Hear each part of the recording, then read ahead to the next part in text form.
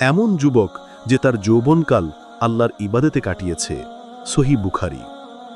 কেন কেন একজন বৃদ্ধের কথা বলা হলো না? কেন একজন যুবকের কথা আলাদা করে বলা হলো?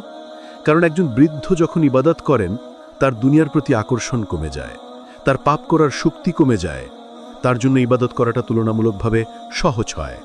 কিন্তু একজন যুবক, তার সামনে হাজারো প্রলোভন, তার চোখে রঙিন চশমা, একপাশে বন্ধুর আড্ডা, অন্য পাশে হারাম সম্পর্ক, একপাশে ইন্টারনেট, সোশ্যাল মিডিয়ার হাতছানি, অন্য পাশে ফজরের আজান, একপাশে ক্যারিয়ার গড়ার নেশা, অন্য পাশে আল্লাহর রাস্তায় সময় দেওয়ার আহ্বান।